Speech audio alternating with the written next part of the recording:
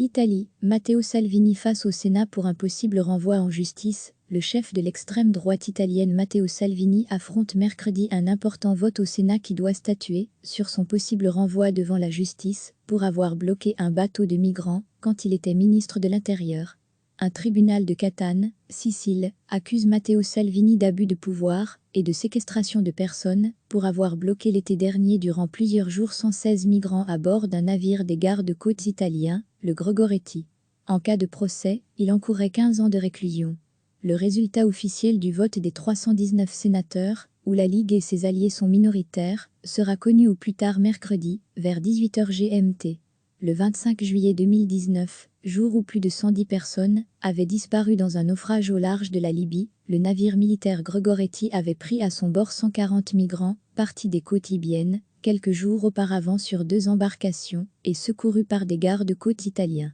Plusieurs migrants avaient pu être évacués pour raisons médicales, mais 116 autres étaient restés sur le navire près d'une semaine, faute d'autorisation de débarquer de Matteo Salvini, alors ministre de l'Intérieur d'un gouvernement formé par la Ligue, son parti, et les anti-établissements du mouvement 5 étoiles, M5S.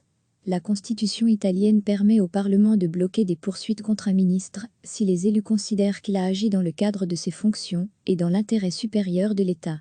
Mais puisque la plupart des forces politiques entendent voter la levée de son immunité, la perspective d'un procès est probable. Lundi, Matteo Salvini s'est dit absolument tranquille. Il est acquis que la requête d'un procès contre moi passera, a déclaré le leader souverainiste, qui a construit sur la lutte contre l'immigration, son ascension et celle de son parti, que les sondages donnent à environ 30% d'intention de vote, soit le premier d'Italie. J'ai hâte d'aller devant le tribunal, regarder le juge dans les yeux et lui expliquer que défendre les frontières de mon pays était mon droit et mon devoir, et non un crime, a-t-il déclaré. Matteo Salvini assure en outre que la décision d'empêcher ces migrants de débarquer librement n'était pas individuelle mais collective, car avalisée par le gouvernement de Giuseppe Conte.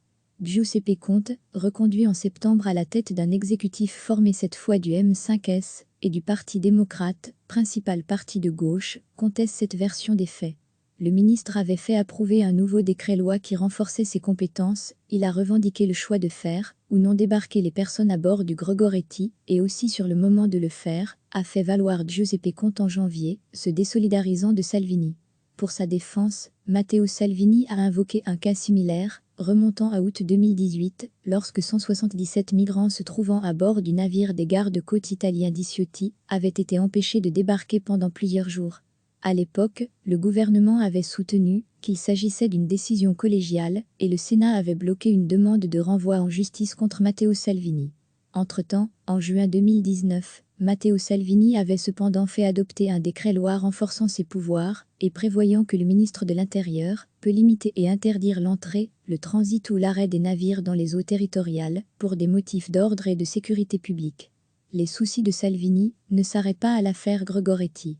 Une commission du Sénat devra statuer, le 27 février, sur une autre demande de renvoi en justice concernant cette fois le navire humanitaire Open Arms, bloqué mi-août 2019 pendant plusieurs jours devant l'île de Lampedusa, sur ordre de Matteo Salvini.